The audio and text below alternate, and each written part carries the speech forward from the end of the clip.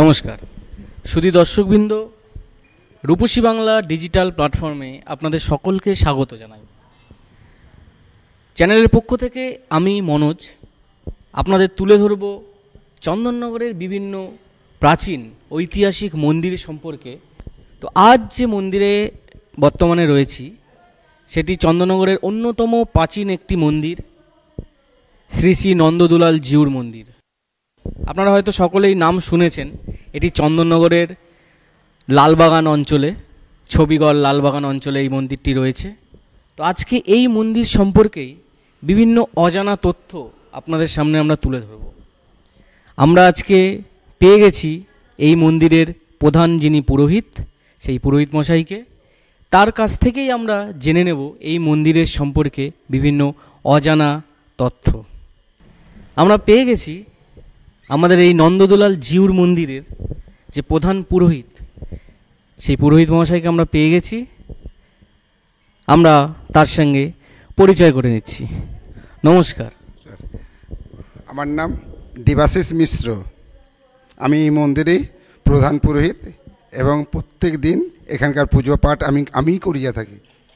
আচ্ছা, এই যে নন্দদুলাল মন্দির, এটি তো চন্দননগরের অনেক পুরনো একটি প্রাচীন মন্দির। তো এই মন্দির সম্পর্কে আমরা কিছু অজানা তথ্য আপনার কাছ থেকে জানতে চাইছি। আমাদের এই চ্যানেলের পক্ষ থেকে আমরা বিভিন্ন মানুষের কাছে সেটা পৌঁছে দেব যে আমাদের এই মন্দির, এই শহরের ঐতিহ্য এবং শহরের এই মন্দিরের ঐতিহ্য যেন আরও লোকের কাছে পৌঁছে যায়।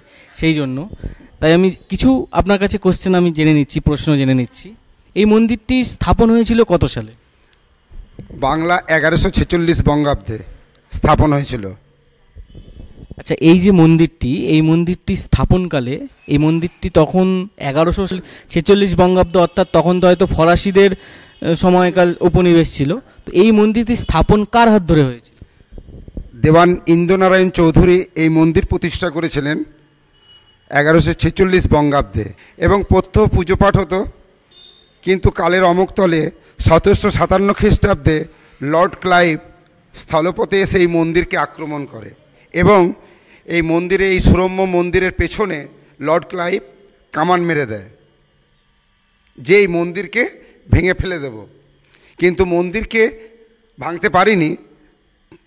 সেই জায়গায় ওনারা করলেন কি, উনি করলেন কি, এই যে গোবিন্দের যে মন্দিরটি, মূর্তিটি রয়েছে, মানে দুপাশে দুটো ছবি রয়েছে, ওই ছবি দুটো, ওইটি পুজো হতো 1146 বঙ্গাব্দে। উনি সেটিকে ভেঙে পেছনের পুকুরে ফেলে দেন। এই মন্দিরের পেছনে একটি পুকুর আছে, পুকুরে ফেলে দেয় এবং তার চরণ দুটো, তার ওপরে পোর্শনটা পাওয়া যায়নি, চরণ দুটো পাওয়া গেছে। সেটি এখন চন্দননগরে, বর্তমান চন্দননগর মিউজিয়ামে রাখা আছে। এবং এই মন্দিরের যেখানে গোবিন্দ দাঁড়িয়ে আছেন, পাতাল গর্ভগৃহে, এখানে একটি ঘর আছে যেখানে গোবিন্দের এই অর্নামেন্টস থাকতো। তখনকার দিনে তো আয়রন চেস্ট আলমারি ছিল না, অতএব দেওয়ালে, আদার্স পাতালে এটাই হচ্ছে আলমারি ছিল। তা সেই ভেতরে তখনকার দিনে লর্ড ক্লাইভ 65 লক্ষ টাকার অর্নামেন্টস লুট করে নিয়ে যায় 1757 খ্রিস্টাব্দে, মানে বর্তমান মূল্য কয়েক কোটি কোটি টাকা। তারপরে ওই যে ছবি দুটো 200 বছর ধরে ওই ছবিতে পুজো হতো। এরপর চন্দননগরের, আপনারা যেমন আজকে এসেছেন, চন্দননগরের স্থানীয় ব্যক্তি অর্থাৎ পালপাড়ায়, যার নাম শঙ্কর সেবক বড়াল, উনি এই মূর্তি বসা দেখলেন যে এত বড় সুরম্য মন্দির, তাহলে 200 বছর ধরে এই ছবিতে পুজো হচ্ছে, কেমন লাগছে। উনি এই গোবিন্দকে স্থাপন করার জন্য অর্থ প্রদান করেন। তারপরে 1412 অর্থাৎ ইংরেজি হচ্ছে 2005, এই গোবিন্দের মূর্তি আবার স্থাপন হয় নতুন করে। তারপরে এই অর্নামেন্টস সব আবার এই স্থানীয় ব্যক্তিরা সব নানা রকম দিয়ে গোবিন্দকে আবার সাজিয়ে তুলেছে। ঠিক আছে, এখানে প্রত্যহ পুজো হয় সকাল 7টা থেকে 7:30, সন্ধ্যে 7টা থেকে 7:30, আর দুপুরবেলা অন্নভোগ হয়। আচ্ছা, শোনা যায় এই গোবিন্দের যে মূর্তিটি এখন বর্তমানে রয়েছে, এই যে বিগ্রহ, এই বিগ্রহটি শোনা যায় লোকমুখে যে খুব একটা প্রাচীন নয়। এই সম্পর্কে আপনি যদি একটু আমার ধারণা দেন তাহলে খুব ভালো হয়। হ্যাঁ, ঠিকই আপনি শুনেছেন। এই বিগ্রহটি প্রাচীন নয়। এই বিগ্রহটি এখন বর্তমান বয়স হচ্ছে 21 বছর। এবং আগে যে বিগ্রহটি ছিল সেটি লর্ড ক্লাইভ 1757 খ্রিস্টাব্দে ভেঙে পেছনের পুকুরে ফেলে দেয়। আমরা মন্দিরে এসে এক অজানা ইতিহাস আপনাদের সামনে আমরা প্রথম হয়তো রাখতে চলেছি। পুরোহিত দেবাশিস বাবুর কাছ থেকে আমরা যেটা জানতে পেরেছি, এই যে ছবিটা দেখতে পাচ্ছেন, এই যে বিগ্রহের যে ছবিটা, 1146 সালে জমিদার ইন্দ্রনারায়ণ চৌধুরী যখন প্রথম এই মন্দিরটি স্থাপন করেছিল, তখন কিন্তু এই বিগ্রহতেই পুজো হতো। এই সেই আসল বিগ্রহ, যেই বিগ্রহতে পুজো হতো। এবং 1757 সালে লর্ড ক্লাইভ বাংলা আক্রমণের সময় যখন এই নন্দদুলাল মন্দিরে যখন হামলা করেছিল, কামান দিয়ে হামলা করেছিল, তখন তিনি এই মন্দিরের এই বিগ্রহ কিন্তু ভেঙে ফেলেছিল। এবং এই মন্দিরের এই বিগ্রহের এই ভগবানের যে পাদুকা, যে পায়ের যে অংশ, সেই অংশটি এই মন্দিরের পেছনে একটি পুকুর আছে, সেই পুকুরে তিনি ফেলে দিয়েছিল। এবং সেখান থেকে পরবর্তীতে সেটি উদ্ধার করে বর্তমানে চন্দননগর মিউজিয়ামে সেটি যত্ন সহকারে রাখা হয়েছে। তাহলে আপনারা বুঝতে পারছেন, এই যে 1146 সালের অরিজিনাল যে বিগ্রহ, সেই ছবি আমরা আপনাদের কাছে তুলে ধরলাম। এবং লর্ড ক্লাইভ যখন আক্রমণ করেছিল, এই মূর্তির পা যখন ভেঙে ফেলে পুকুরে ফেলে দিয়েছিল, তারপর এই মন্দিরের এই যে আমরা মেঝেতে যেখানে দাঁড়িয়ে আছি, এর তলায় একটি গর্ভগৃহ আছে, যেখানে একটি পাতাল ঘর আছে, যেখানে এই ভগবানের সমস্ত গয়নাগাটি রাখা হতো। সেখান থেকে 65 লক্ষ টাকার, মানে তখনকার দিনে 65 লক্ষ টাকা মানে আজকে কয়েকশো কোটি টাকার সমান, সেই 65 লক্ষ টাকার গয়না লর্ড ক্লাইভ চুরি করে এখান থেকে পালিয়ে গিয়েছিল। মানে ইতিহাসের নিদর্শন, ইতিহাসের সাক্ষী রয়েছে এই মন্দির, এই চন্দননগরে এই নন্দদুলাল জিউর মন্দির। জিউস শব্দ, এই জিউস শব্দের অর্থ হলো জীবন্ত, অর্থাৎ শ্রী শ্রী নন্দদুলাল জিউর মন্দির, অর্থাৎ শ্রী শ্রী নন্দদুলাল আজও জীবন্ত। দেবাশিসবাবু, এই যে মন্দিরের বাৎসরিক কোনো অনুষ্ঠান বা কোনো অনুষ্ঠান সূচি যদি আপনি সবাইকে বলেন একটুখানি। দেখুন, গোবিন্দের বাৎসরিক উৎসব করতে গেলে বছরে প্রতি মাসেই বাৎসরিক উৎসব করা যায়, কিন্তু এখন লোকবল এবং লোকজনের অভাবে কোনো এটাই করা হয় না বা পারাও যায় না। কিন্তু আমাদের জন্মাষ্টমীতে এখানে ধুমধাম করে উৎসব পালন হয়। এবং এখানে বর্তমানে এখন আমাদের এই মন্দিরটি মাসির বাড়ি হয়েছে, অর্থাৎ মানকুণ্ডের রথ এখানে এসে আসেন জগন্নাথ, বলরাম, সুভদ্রা, এসে ওনারা 8 দিন এখানে থাকেন। তারপরে সেই তখন আমাদের 8 দিন ধরে 3 টাইম ভোগ হয়, তারপরে উনি আবার নিজের স্থানে ফিরে যান। এই আমাদের এখানে প্রোগ্রাম হয়।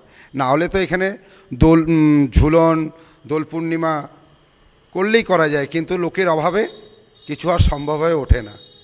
এই আপনি যে বললেন যে বর্তমানে এখন আপনি গোবিন্দের নিত্য সেবা করছেন, তো আপনি মূলত কত বছর ধরে এই গোবিন্দের মানে নিত্য সেবা করছেন, যদি একটু আমাদের সবাইকে বলেন। আমি প্রায় 30 বছর গোবিন্দের সেবায় নিয়োজিত। এর আগে আমার বাবা করতেন, এখন আমি করছি। বর্তমানে জানি না কি হবে, তবে আমার ছেলেকে আমি তৈরি করে দিয়েছি, সে হয়তো করবে। ঠিক আছে দর্শকবৃন্দ, আপনারা শুনতে পারলেন যে এই যে আমাদের সাথে যিনি রয়েছেন, আমাদের সবার শ্রদ্ধেয় দেবাশিসবাবু, তো ইনি 30 বছর ধরে আমাদের গোবিন্দের নিত্যসেবা করে আসছেন। এবং তার আগে মানে এনার যে বাবা, তিনি নিত্যসেবা করতেন, তার হাত থেকে দেবাশিসবাবু পেয়েছিলেন, এবং তারপরে দেবাশিসবাবুর সন্তান, দেবাশিসবাবুর ছেলে, এইভাবেই মানে আস্তে আস্তে যেন আগামী দিনেও মানে এগিয়ে যেতে থাকে। এবং আমাদের এই যে রাধা গোবিন্দের যে মন্দির, এত সুন্দর যে প্রতিষ্ঠা, এত সুন্দর যে বিগ্রহ, এই বিগ্রহ যেন পুজো আজীবন কাল ধরে চলতে থাকে, আমরা এটাই আশা রাখি। আচ্ছা দেবাশিসবাবু, আমরা তো বিভিন্ন জায়গায় দেখেছি বিভিন্ন মন্দিরের একটা মাহাত্ম্য থাকে। ভগবানের মন্দির মানে প্রতিটাতেই মাহাত্ম্য আছে। যেখানে ভগবান বিরাজ করেন, যেখানে ভগবান বিরাজ করেন সেখানে প্রতিটি মন্দিরেরই, প্রতিটা দেওয়ালের, প্রতিটা ইটেরই এক একটা করে মাহাত্ম্য আছে। তো এই যে মন্দির, এই মন্দিরের মাহাত্ম্য আপনি যদি একটু বলেন। এই মন্দিরের মাহাত্ম্য আপনাকে কি বলবো, আমি নিজেই প্রত্যক্ষদর্শী। আমার নিজের সন্তানকেই উনি দিয়েছেন আমার হাতে তুলে, মানে ওনার মাহাত্ম্য অপরিসীম। আপনারা যদি আসেন বুঝতেই পারবেন যে এই গোপালকে দেখলেই আপনাদের মন শান্ত হয়ে যাবে। তো দর্শকবৃন্দ, আপনি শুনতে পারলেন। দেখুন, প্রতিটি মন্দিরের ভগবান যেখানে বিরাজ করে প্রতিটি জায়গার কিন্তু আলাদা আলাদা একটা মাহাত্ম্য রয়েছে। তো আপনি এই নন্দলাল মন্দিরে আসবেন এবং এই যে দেবাশিসবাবু, এনার সঙ্গেও কথা হয়ে যেটা আমরা বুঝতে পারলাম, এইখানে যদি আপনারা যদি চঞ্চল মনে আসেন, এসে যদি অন্তত এই মন্দিরের সিঁড়িতে যদি 1 ঘন্টা বা আধ ঘন্টা বসে থাকেন, তাহলে আপনাদের মন শান্ত হবে। কি দেবাশিসবাবু, ঠিক তো? অতি অবশ্যই। এবং আপনারা তাকিয়ে দেখবেন আমাদের যে ভগবান শ্রীকৃষ্ণ, শ্রী রাধা মাধব এখানে যে বিরাজ করছেন, সেই মূর্তির দিকে তাকালে আপনার মন শান্ত হতে বাধ্য। চন্দননগরের অন্যতম একটি বিখ্যাত মন্দির, প্রায় 300 বছরের পুরনো, এবং এই মন্দিরকে ঘিরে যে ইতিহাস লুকিয়ে আছে সেটি আপনারা দেবাশিসবাবুর মুখ থেকে শুনলেন। তো বিস্তারিত আরও আপনারা জানতে পারবেন, আপনারা এখানে আসলে জানতে পারবেন। এবং এটি সুন্দর একটি যে মন্দির, তার যে স্থাপত্য, সেই স্থাপত্য আপনারা লক্ষ্য করতে পারবেন। সেই 300 বছর ধরে সেই স্থাপত্য এখনও, একচালার এই যে মন্দির এখনও কিন্তু দেবাশিসবাবু তথা এই এলাকার আশেপাশে সকল নাগরিকবৃন্দ সকলে কিন্তু সামনে রেখেছেন। কিন্তু ভবিষ্যতে এই মন্দিরটিকে যেন সুন্দরভাবে রক্ষণাবেক্ষণ করা যায়, তার জন্য কোনো সহৃদয় ব্যক্তি কিংবা সরকারের তরফ থেকে এই মন্দির কর্তৃপক্ষ যদি কোনো রকম সাহায্য পায়, তাহলে তারা অনেক উপকৃত হবে। তো এই ব্যাপারে দেবাশিসবাবুর কাছ থেকে আমি একটুখানি প্রশ্ন করে নিচ্ছি। আচ্ছা দেবাশিসবাবু, এই যে এত সুন্দর যে স্ট্রাকচার, একচালা মন্দির, এই জিনিসগুলো তো আস্তে আস্তে মানে বর্তমানে তো আস্তে আস্তে বিলুপ্তর পথে। তো বিলুপ্তর পথে আপনারা যে দাঁড়িয়ে, আপনারা এবং আপনাদের এই সকল এলাকার নাগরিকবৃন্দ সকলে মিলে যে একটু একটু করে সাহায্য করতে করতে এই মন্দিরটিকে এখনও পর্যন্ত এত সুন্দরভাবে রেখেছেন, আপনারা কি চান যে কোনো সরকার পক্ষ কিংবা সহৃদয় ব্যক্তি এই মন্দিরের যদি রক্ষণাবেক্ষণায় যদি আপনাদের সাহায্য করে, তাহলে আপনারা সেই ব্যাপারটা যদি একটুখানি বলেন তাহলে খুব ভালো হয়। অতি অবশ্যই, আমরা তো সেই আগ্রহে বসে আছি, যদি কেউ আমাদের দিকে হাত বাড়িয়ে দেয় কোনো সুহৃদয় ব্যক্তি বা সরকার থেকে, তাহলে এই মন্দিরটি আবার নবজাগরিত হবে।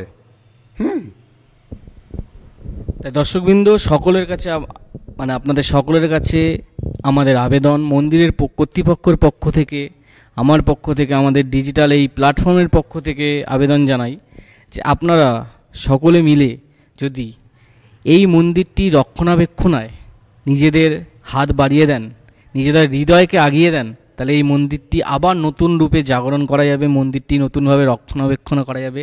এবং আমাদের যে রাধা গোবিন্দ যিনি রয়েছেন, যে গোবিন্দ যে বিরাজ করছেন, সেই গোবিন্দকে আরও দীর্ঘদিনভাবে এই মন্দিরটিকে মানুষ আসবে, মানুষ দেখবে এবং এই অঞ্চলটি আরও উন্নত হয়ে উঠবে।